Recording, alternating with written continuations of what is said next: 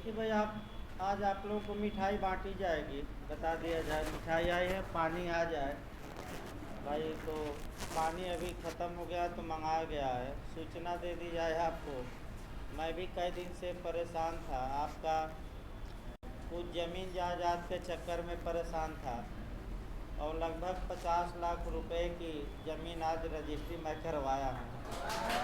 तो इस खुशी में आपको भाई मिठाई बांटी जाएगी। और आप ही लोगों का पैसा है, एक एक पैसा मैं भाई कम कम फीस लेते हुए भी, यानी कि कम कम फीस लेते हुए भी, ये नहीं कि 1-2 लाख मैं ले रहा हूँ अन्य जगह की तरह, फिर भी एक एक पैसा बचाते हुए इतने सालों में आपका 2 प्लाट आदमी खरीदा।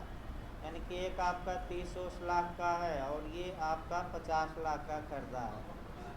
और आपका ये है कि भाई एक सामाजिक सेवा भी होती रहे कम कम पैसे में पढ़ाकर, और हमारा भी कार्य चलता रहे।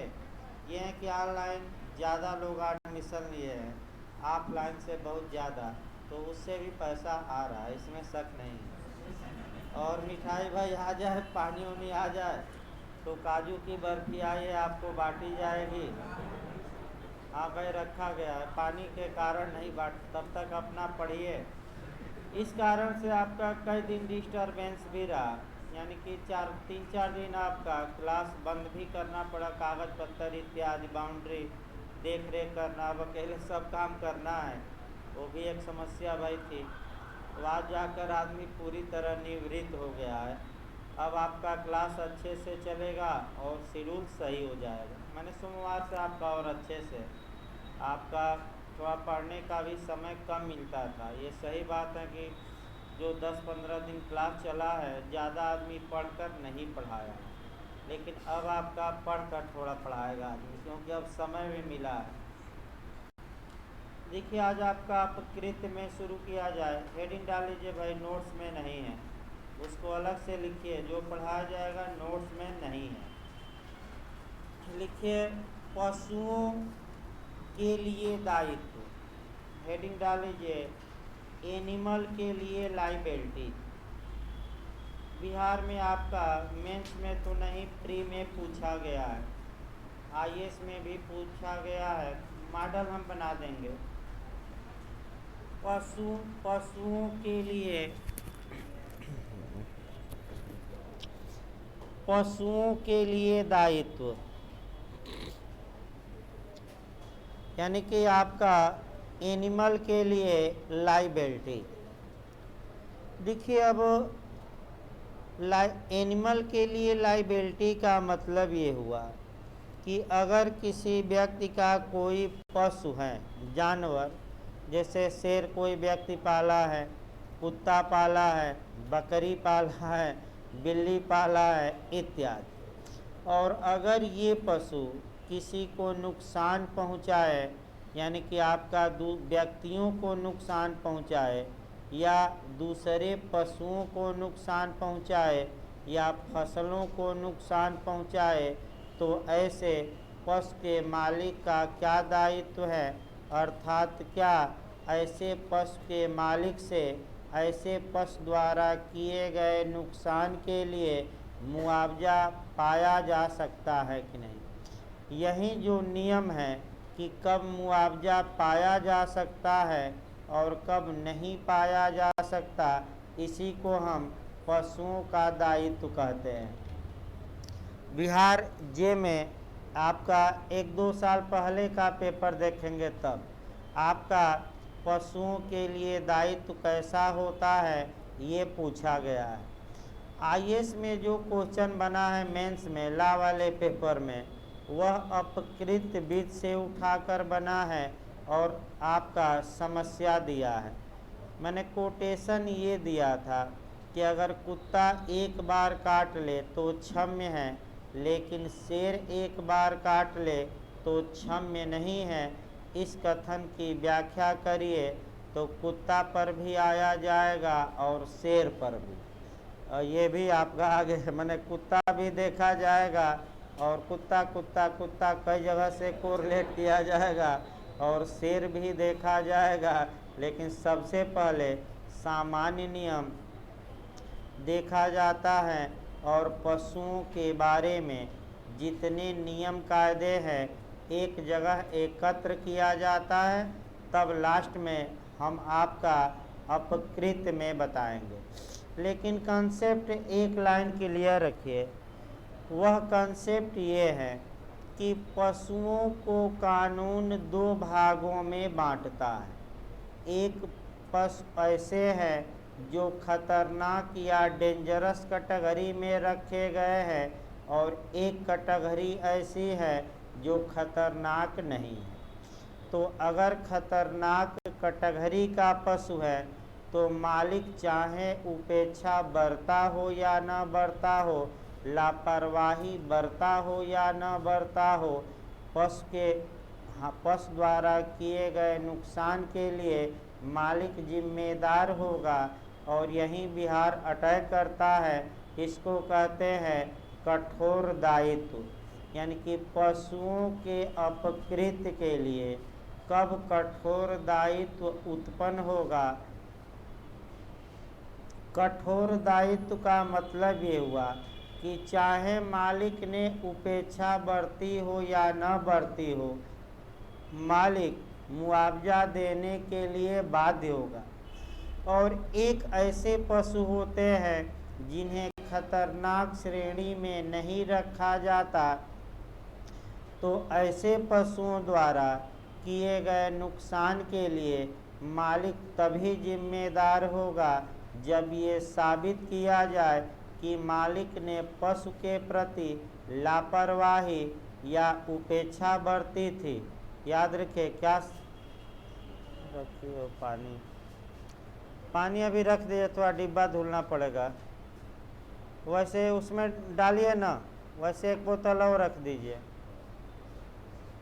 देखिए आपका, यानी कि जो पशु खतरनाक नहीं है, बताएंगे हम लिस्ट, उन पशुओं के बारे में मालिक की जिम्मेदारी तभी उत्पन्न होगी जब ये न्यायालय में साबित कर दिया जाए कि मालिक ने पशु की देखभाल में उपेक्षा बरती और तत्पश्चात आपका पशु दूसरे को नुकसान पहुंचाया, या तो जानवर को पहुंचाया या मानव को पहुंचाया या आपका संपत्ति को पहुंचाया। जैसे खेत ही चर दिया गधा, कुत्ता काट लिया।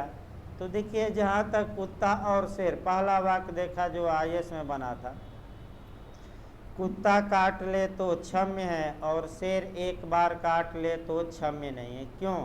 क्योंकि शेर को खतरनाक पशु में रखा गया है और मालिक भले उपेक्षा शेर के बारे में बरता हो या न बरता हो, अगर मालिक ने शेर को पाला है और शेर किसी को काटता है तो मालिक हर हाल में जिम्मेदार होगा।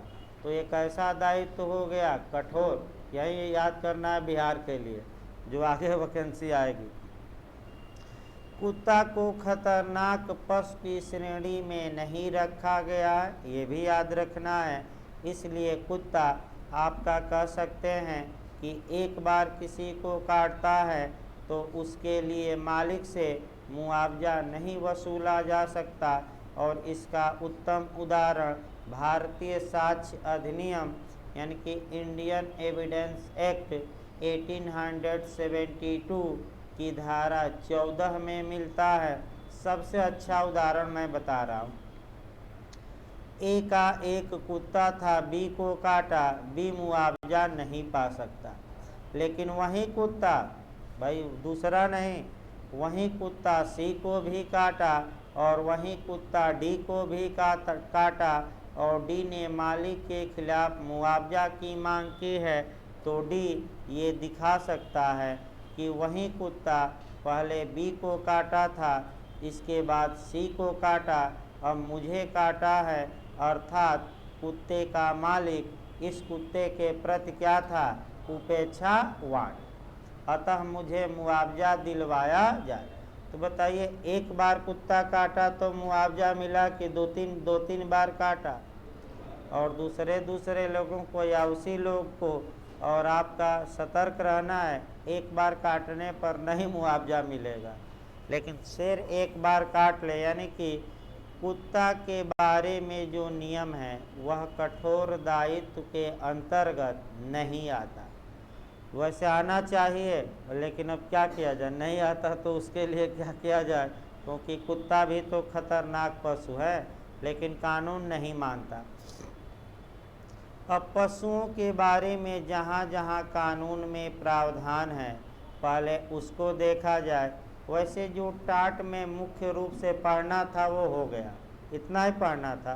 कुछ लिस्ट और एक दो केस हम बताएंगे, लेकिन आपका जो कोरिलेशन होगा अन्य कानूनों में या पशुओं के बारे में क्या नियम है वही महत्वपूर्ण होगा। लिखिए भाई एक एक करके। सबसे पहले हम आईपीसी देखते हैं। लिखिए, भारतीय दंड संहिता में पशुओं की स्थिति, हेडिंग डालते रहे भाई, अलग अलग कानून चलेगा। भारतीय दंड संहिता में पशुओं की स्थिति। अब एक एक करके बताइए भाई। पुराने लोग तो पढ़े थे बिहार के लिए, जो गाय हैं, बकरी हैं, शेर हैं या मुर्गा हैं, मुर्गी हैं, भैंस हैं, ये चल संपत्ति माने जाएंगे कि अचल संपत्ति? चल, ठीक। तो चल संपत्ति के प्रति जितने अपराध हैं हो सकते हैं, यानी कि इनकी चोरी हो सकती हैं, इनकी डकैती हो सकती हैं, लूट हो सकता है, उद्यापन हो सकता है, फिर आपराधिक दुर्विनियोग हो सकता है, आपराधिक न्यास भंग हो सकता है, सब हो सकता है। जैसे एक आदमी की भैंस आपका गुम हो गई, दूसरा आदमी पाया और जाकर अपने घर पे बांध लिया, मालिक को खोजा नहीं, तो आपराधिक दुर्विनियोग। एक आदमी दूसरे को भैंस दिया कि मैं जा रहा हूँ दिल्ली, भैंस की देख रेख करना, विश्वास किया कि नहीं किया? कल भी बताया गया आपका डावरी एक्ट में कि विश्वास किया और दूसरा आदमी भैंस बेचकर फरार हो गया, तो बताइए कौन सा अपराध किया? आपराधिक न्यास भंग। और रात में जाइए और धीरे से भैंस खोल कर लेकर चले जाइए, तो कौन सा अपराध हुआ? चोरी। और धमकी देकर ले जाइए तो उद्यापन, और तत्काल मृत्यु की धमकी दीजिए तो लूट। और यही धमकी देने वाले कम से कम कितने व्यक्ति? 5, तो भैंस की क्या हो जाएगी? डकैती। पुलिस एक्ट में भी नियम है कि पशु की चोरी होती है तो दरोगा जी FIR जरूर दर्ज करेंगे और पशु को खोजेंगे। तो खोजने का तरीका भी बताया गया है, जो UP-APO पढ़ते समय हम बताएंगे कि दरोगा जी कैसे खोजेंगे। पशु भैंस पर कहानी भी है, और आपका कहानी देखिए जो आपका घंटी वाले बाबा है, यानी कि घंटी बजाइए, तो घंटी वाली कहानी तब लिखवा दें भाई 2-4 लाइन। देखिए आपका सोशल मीडिया पर भी ये कहानी बहुत ट्रेंड करती है, वही कहानी बताया जा रहा है, कोई नहीं। जब भी भैंस या बैल या गाय के चोर आते हैं तो सबसे पहले जो चोर होते हैं वह भैंस के गले में लगी घंटी को काटते हैं, और एक चोर आपका थोड़े दूर जाकर घंटी बजाएगा और पूरब की ओर भागेगा घंटी लेकर बजाते हुए। और गांव के लोग ये समझेंगे कि अब लग रहा है कि भैंस इस ओर गई है, क्योंकि घंटी तो भैंस के जो गले में थे वह पूरब से आवाज़ आ रही है, और पूरे लोग कहाँ जाएंगे? पूरब। और जो दूसरा चोर है वह भैंस को कहाँ ले जा रहा है? पश्चिम। और जब देखेगा घंटी बजाने वाला कि अब लग रहा है कि लाठी डंडा बल्लम भाला लेकर लोग नज़दीक आ रहे हैं, तो करेगा क्या? घंटी फेंक देगा और वहाँ से क्या हो जाएगा? गायब। वहीं सरकारों का आपका रुख है, इसी पर सरकारों का रुख जोड़ा जाता है। जो शिक्षा है, स्वास्थ्य है, सुरक्षा है, ये आपका असली भैंस है। जो धर्म है, जाति हैं, मंदिर मस्जिद जाकर पाठ करिए, देख ही रहे बंगाल में मंदिर मस्जिद जाकर लोग क्या कर रहे हैं? पाठ कर रहे हैं। ये सब घंटी है, यानी कि नेता क्या बजा रहे हैं? घंटी। और लोगों को वास्तविक मुद्दे से भटका दे रहे हैं, और बस जाति में धर्म में या क्षेत्रवाद में बांटकर और वोट ले रहे हैं, इसमें कोई शक नहीं है भाई। तो हम लोग क्या है, केवल घंटी बजाते हुए के पीछे भाग रहे हैं और असली मुद्दे क्या हो गए, खत्म। लिखिए भाई इसको, लिखिए जानवर चल संपत्ति माने जाते हैं। जानवर आईपीसी में अभी चल रहा है, जानवर चल संपत्ति माने जाते हैं तथा इनकी चोरी इत्यादि हो सकता है, तथा इनकी चोरी इत्यादि अपराध हो सकता है।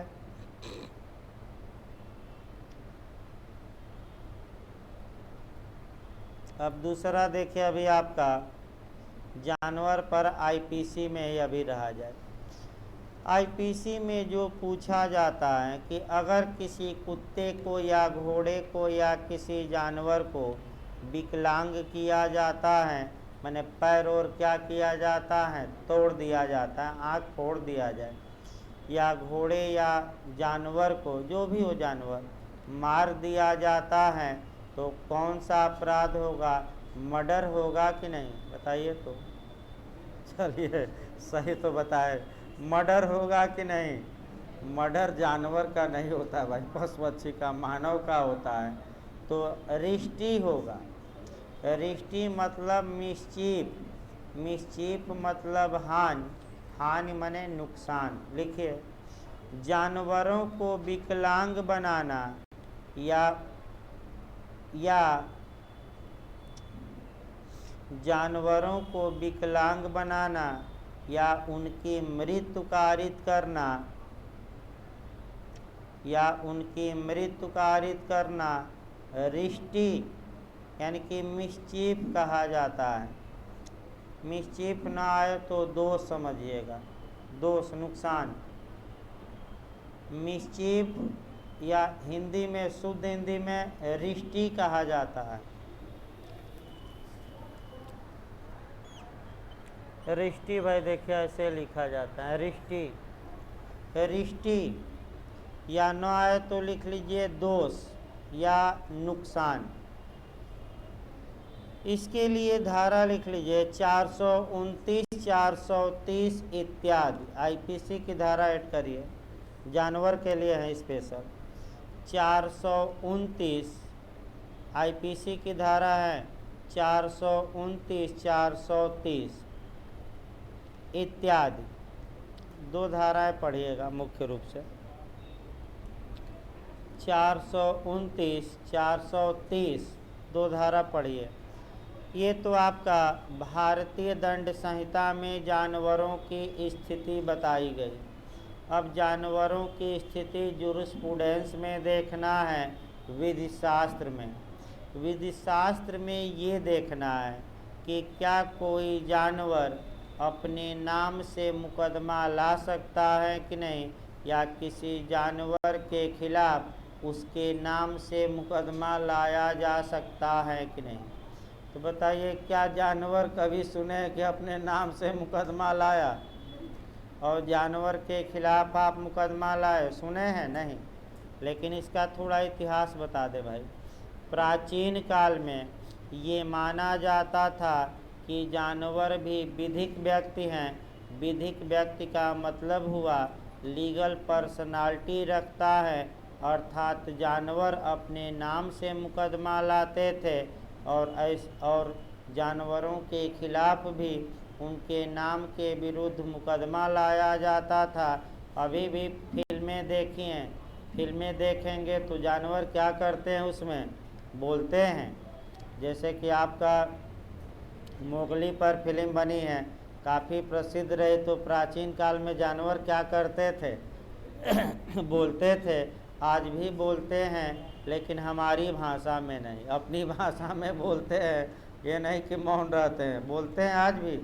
लेकिन अब बोली उसका समझिए, क्या बोलना चाहता है अपनी भाषा में, अपने बात कर लेते हैं, लेकिन आपको समझ में। तो इसके लिए आपका रिसर्च होता है, विशेषज्ञ रहते हैं जो इनकी बातों को क्या करते हैं, समझते हैं।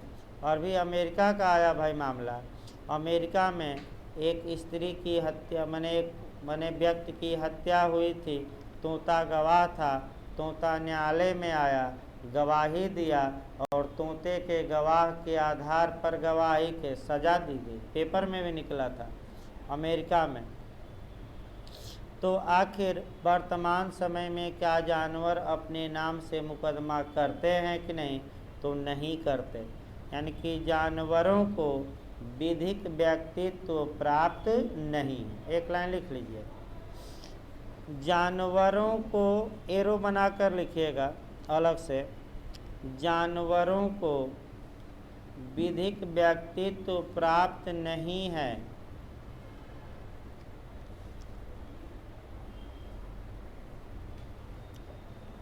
अर्थात भाई पूरा वाक्य कर लीजिएगा, अर्थात ये न तो अपने नाम से अर्थात ये वादी या प्रतिवादी नहीं हो सकते। शॉर्टकट में लिखवा जाए, अर्थात ये वादी या प्रतिवादी नहीं हो सकते।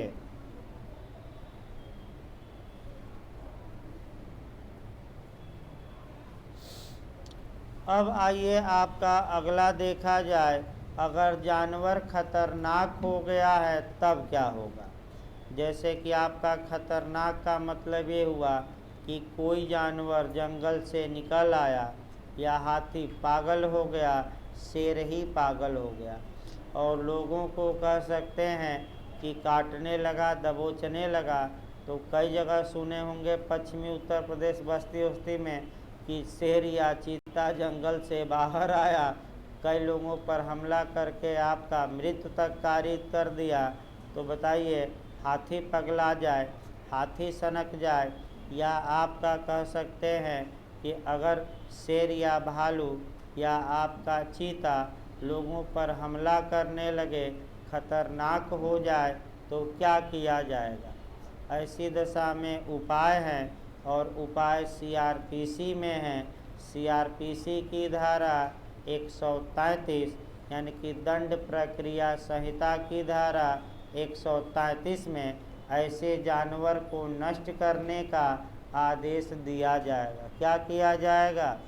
अब गोली मार दी जाएगी तो पहले बेहोशी वाली, और नहीं मानता है तो आपका माने जान से भी मारा जा सकता है, लेकिन पहले जो गोली मारी जाती है बेहोशी वाली। और कई जानवर बहुत खुराफात भी करते हैं, इसमें कोई शक नहीं है। तो आपका ये नियम है, लिखिए भाई। आपका सीआरपीसी की धारा 133 के तहत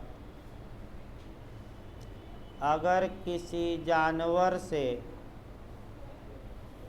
सीआरपीसी की धारा 133 के तहत यदि किसी जानवर से लोगों के स्वास्थ्य इत्यादि को लोगों के स्वास्थ्य या जीवन इत्यादि को खतरा हो तो ऐसे जानवर को नष्ट करने का आदेश, जीवन को खतरा हो तो ऐसे जानवर को नष्ट करने का आदेश कार्यपालक मजिस्ट्रेट द्वारा दिया जा सकता है।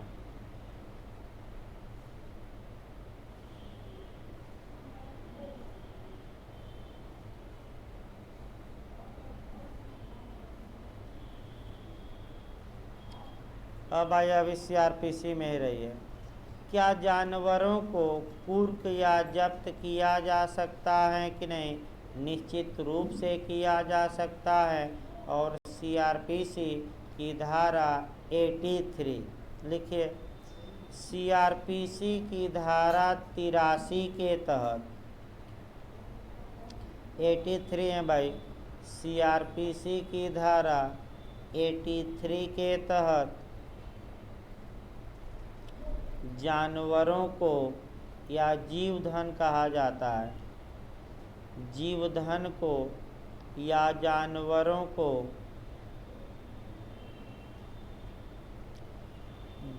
कुर्क किया जा सकता है, जब्त, अटैच कहा जाता है इंग्लिश में।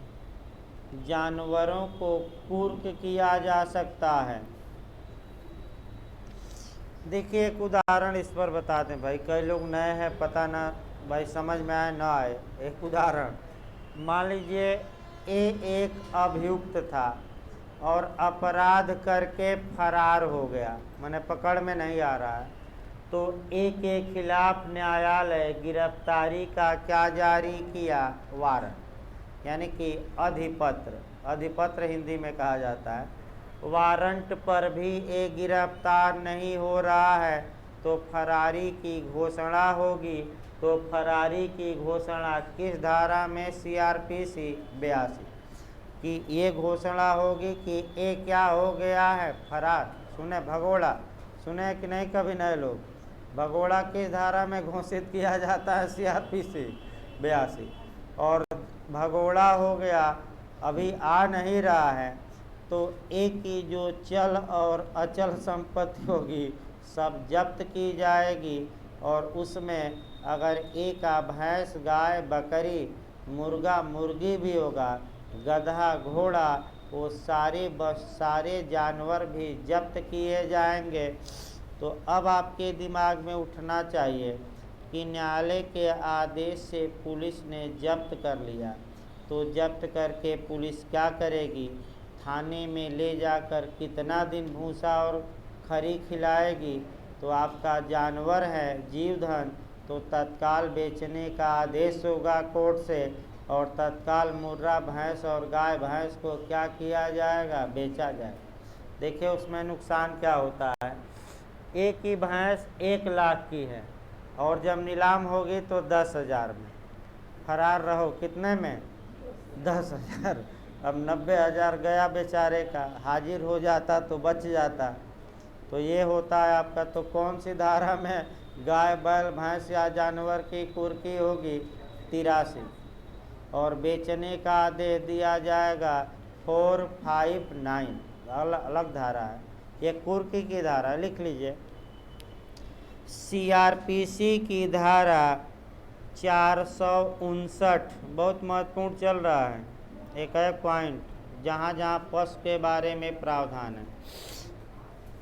CRPC की धारा 459 के तहत, 459 के तहत जीवधन को यानी कि जानवरों को बेचने का आदेश दिया जाता है, यानी कि विक्रय का आदेश दिया जाता है जो कुर्क हुए हैं जानवर।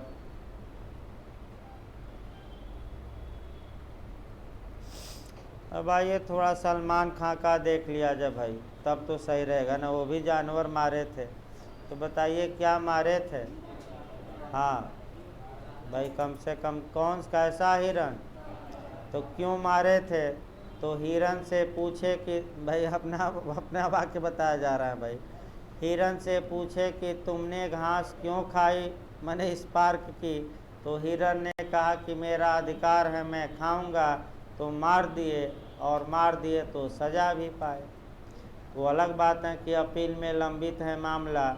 तो अब आया कि अगर आपका हिरन इत्यादि को मारते हैं जानवरों को, और संरक्षित वन में या पार्क में मारते हैं, इसके लिए अलग कानून है।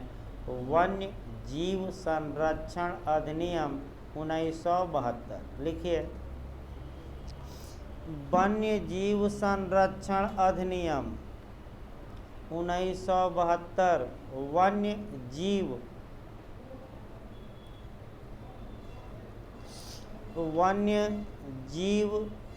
संरक्षण अधिनियम 1972 के तहत वन्य जीवों के प्रति अपराध को दंडनीय बनाया गया है।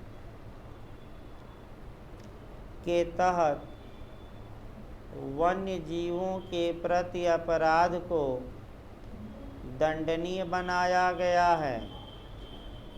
अब हिरन उरन ना लिखिएगा, ये नहीं कि हिरन मार दिया काला हिरन, ये सब नहीं लिखना है।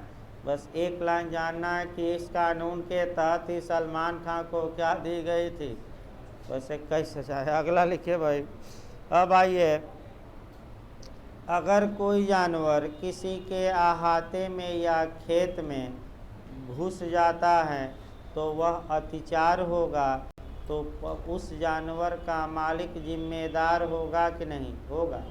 तो मान लीजिए किसी की गाय है, गाय को छोड़ दिया और 2-3 लोगों की खेत ही चर डाली, तो गाय का मालिक जिम्मेदार होगा कि नहीं होगा। इसके लिए अलग कानून है। लिखिए, कैटल ट्रेसपास एक्ट, यानी कि हिंदी में पशु अतिचार अधिनियम, अलग कानून है। पशु अतिचार अधिनियम 1971 के तहत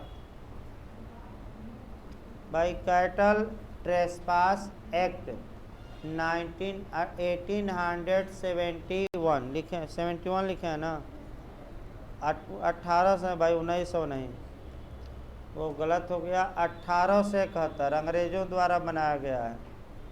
1871 के तहत पशुओं द्वारा अत्याचार किए जाने पर,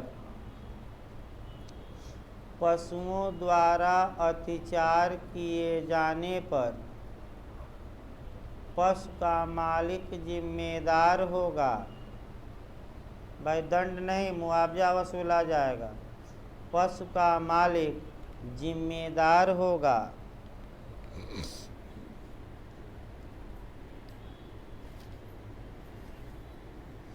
अब आइए संविधान में देख लिया जाए पशु और वन्य जीव, तो आपका पशु कहाँ दिए गए हैं, पशुधन अनुच्छेद 48 में, और वन्य जीवों का संरक्षण 48A। लिखिए, संविधान के, पैराग्राफ चेंज कर लीजिए भाई, संविधान के अनुच्छेद 48 में, संविधान में लिखिए, संविधान के अनुच्छेद 48 में पशुओं के बारे में प्रावधान है, और भी हैं प्रावधान। जबकि 48A में, यानी कि 48A में, कैपिटल ए लिखिएगा, 48A में वन्य जीवों की रक्षा ये राज्य का कर्तव्य है। वन्य जीवों की रक्षा का प्रावधान है। वन्य जीवों की रक्षा।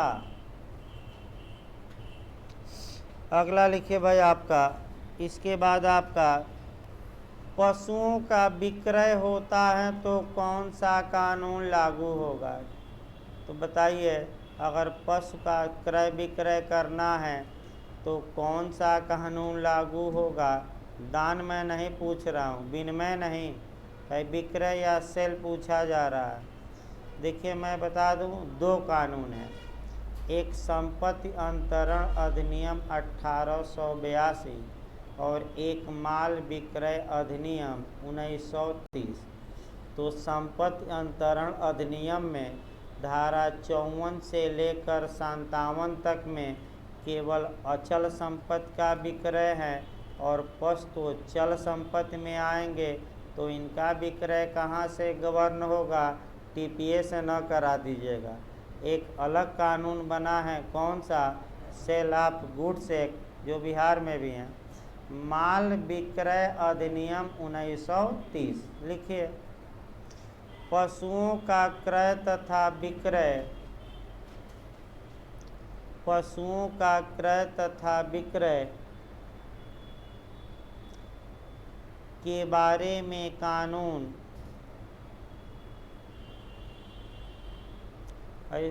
अचल न करा, अचल नहीं, पशु चल है, का के बारे में कानून माल विक्रय अधिनियम 1930 बना है। सेल ऑफ गुड्स एक्ट 1930, माल विक्रय अधिनियम 1930, यानी कि इतना कानून बना दिया गया पशु के बारे में कि सही बात है कि आदमी उलझ जाएगा। 2-3 कानून में निपटा देता, मार इतना कानून बना दिया है कि पढ़ते रहे पशु। अब आइए आपका ढोर देखा जाए। पिछली बार भाई आपका 2015 यूपीएपीओ में ये क्वेश्चन आया है जो मैं बता रहा हूँ। लिखिए, पुलिस अधिनियम 1861, पैराग्राफ चेंज कर लीजिएगा, ये क्वेश्चन आ चुका है। पुलिस अधिनियम 1861 1861 की धारा 1 में पुलिस अधिनियम, यूपीएपीओ में पढ़ना है, पुलिस अधिनियम 1861 की धारा 1 में ढोर, सुने कि नहीं कभी, ढोल नहीं, हाँ, ढोर, ढोर, ढोर, ढोल नहीं, वो फिल्म वाला ढोल नहीं, और भोर नहीं, ढोर। ढोर मतलब जानवर, लिखिए ना है तो पोस्ट में लिख लीजिएगा। ढोर मतलब एनिमल, एनिमल मतलब मवेशी, और मवेशी मतलब जानवर, सब लिख लीजिएगा। ढोर मतलब क्या भाई, नए लोग शब्दों को पकड़ें भाई, एक दिन में ला नहीं आ जाएगा, 6 माह कम से कम लगता है पढ़ते पढ़ते कुछ समझने के लिए। आप चाहे कि 2 ही दिन में सर घुट्टी पिला दें तो संभव नहीं है भाई ये, हाँ, एक ही लगातार लगे रहिए, निश्चित तौर पे कंपटीशन निकलेगा एक दिन, लेकिन लगातार लगे रहना पड़ेगा, नहीं लगे रहना पड़ेगा कुछ दिन। तो ढोर यानी कि मवेशी, मवेशी मतलब जानवर, जानवर मतलब एनिमल। तो आपका यूपीएपीओ ने पूछा था कि पुलिस एक्ट के तहत ढोर में कौन शामिल नहीं है, तो दे दिया आपका ढोर में कौन शामिल नहीं है। तो यानी कि पुलिस एक्ट एनिमल में किसको एनिमल नहीं मानती, कुत्ते को, यानी कि कुत्ता जानवर है, लेकिन हमारा कानून जो है, अन्य कानून नहीं, पुलिस एक्ट उसे ढोर नहीं मानता। लिखिए, इस अधिनियम के तहत कुत्ता ढोर में शामिल नहीं है। लिखिए इसमें, इस अधिनियम के तहत कुत्ता ढोर में शामिल नहीं है, यानी कुत्ता को नहीं आया था कि कौन शामिल नहीं है, तो रट कर जाइएगा, कौन, डॉग या कुत्ता, इतना महत्वपूर्ण होते हुए भी शामिल नहीं है, बताइए। अब अंग्रेज बनाकर चले गए, हो सकता है कुत्ते से प्रेम हो तो क्या कर दिए, मवेशी से ही बाहर कर दिए। आपका अगला देखिए भाई, आपका पुलिस एक्ट में अभी एक लाइन और, पुलिस अधिनियम की धारा 34, पहले समझ लीजिए एक लाइन, एक लाइन, अब लास्ट चल रहा है। पुलिस अधिनियम की धारा 34 में आपका ये दिखाया गया है कि अगर कोई व्यक्ति सार्वजनिक सड़क पर या सार्वजनिक मार्ग पर या खुले स्थान में किसी पशु का, मवेशी या ढोर का वध करता है तो वह दंड का भागी होगा। पहला नियम ये होगा कि पुलिस ऐसे व्यक्ति को वारंट के बिना गिरफ्तार करेगी और ऐसा व्यक्ति सज़ा का हकदार होगा। 8 दिन का कारावास या 50 रुपये तक का जुर्माना। दंड कितना है? 8 दिन तक का कारावास या 50 रुपये तक का जुर्माना। लेकिन कहाँ मारेंगे? घर में नहीं, बल्कि कहाँ? सार्वजनिक स्थान, खुले स्थान। तो पुलिस का कमाई का जरिया भी है। ये जितना जानवर मार कर बेच रहे हैं खुले टांग कर, तो पुलिस चाहे तो एक्शन ले सकती है। क्योंकि खुले में जानवर को मारना और रखना आपका अपराध है, और ये पुलिस इसी में कमाई भी करती है। तो 8 दिन का कारावास अधिकतम है, कम सज़ा है। इसी में आपका एक और नियम जानना है कि अगर कोई 2 बूंद वाला है, यानी कि नशे में मत है, और नशे में मत होकर आपका सार्वजनिक स्थान में अतिचार या खुराफात करता है, जैसे कल कुछ लोग किए थे, आपका नशे में चूर थे, यानी कि आपका सुगंधा पी के और भांग पी के, कल और भांग और सुगंधा पी के कोई रोड पर इधर गिर रहा था, सुगंधा ही न कहा जाता है, हाँ क्या सुहागा भाई, सुगंधा नहीं। एक लोग कह रहे थे कि आपका वो धतूरा से तो मर ही जाएगा आदमी। तो सुहागा या आपका भांग, सुहागा है ना, हाँ भाई, सुहागा भांग पी के मस्त थे और जाकर रोड पर कहीं इस बाइक के हैं कहीं उस बाइक के हैं गिर रहे हैं, तो 34 भी अप्लाई होगी पुलिस एक्ट की, और आईपीसी की धारा 510। कौन सी धारा? सबसे कम कारावास का दंड है। अभी झारखंड पूछा गया था आपका 24 घंटे। उसको लिखिए भाई एक लाइन,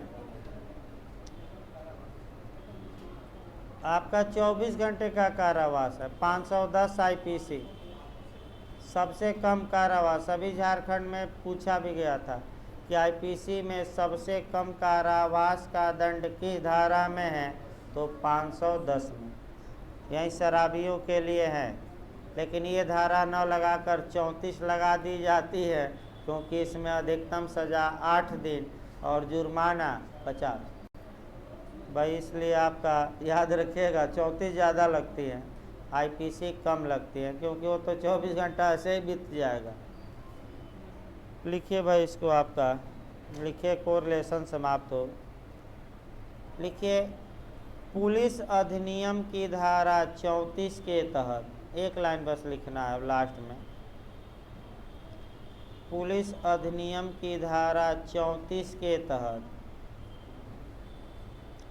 सार्वजनिक स्थानों पर ढोर का वध, सार्वजनिक स्थानों पर ढोर का वध करने वाले व्यक्तियों को, अब ये ना पूछेगा कि ये ढोर क्या है, ढोर का वध करने वाले व्यक्तियों को पुलिस वारंट के बिना गिरफ्तार कर सकेगी। पुलिस वारंट के बिना गिरफ्तार कर सकेगी, और ऐसा व्यक्ति 8 दिन तक का कारावास 8 दिन तक का कारावास या 50 रुपये जुर्माने के दंड से, या 50 रुपया जुर्माने के दंड से दंडनीय होगा। एक क्वेश्चन आपका कंपटीशन में निश्चित बन जाता है। एक लाइन और लिखिए, तब भाई ब्रेक दिया जाए। आपका साक्ष्य अधिनियम, एक लाइन और लिखिए लास्ट में, वो भी कोरिलेशन समाप्त हो, टाट में ज़्यादा नहीं है, कोरिलेशन ही आपका 2-3 क्वेश्चन बना देगा कंपटीशन में, इतना में 1-2 क्वेश्चन आएगा। साक्ष्य अधिनियम की धारा 14 में, साक्ष्य अधिनियम की धारा 14 में कुत्ते का उदाहरण दिया गया है।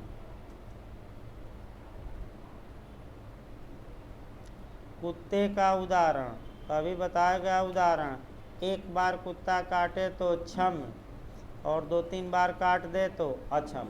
तो वहीं कुत्ता काटे कि कोई भी, वहीं याद रखिए, नहीं कि कोई कटवा दीजिए, वहीं कुत्ता। तो अभी भाई 2-4 मिनट बैठे रहिएगा, मिठाई ले लीजिए, तब आप लोग बाहर निकलिए। हाँ, क्योंकि थोड़ा थकान भी है, दिन भर आदमी भाई 3-3:30 बजे भोजन किया है, तो इसलिए थोड़ा बहुत दिक्कत भी है। कल से आपका और शेड्यूल सही हो जाएगा, तो इसीलिए काफ़ी स्लो चला, नहीं तो आपका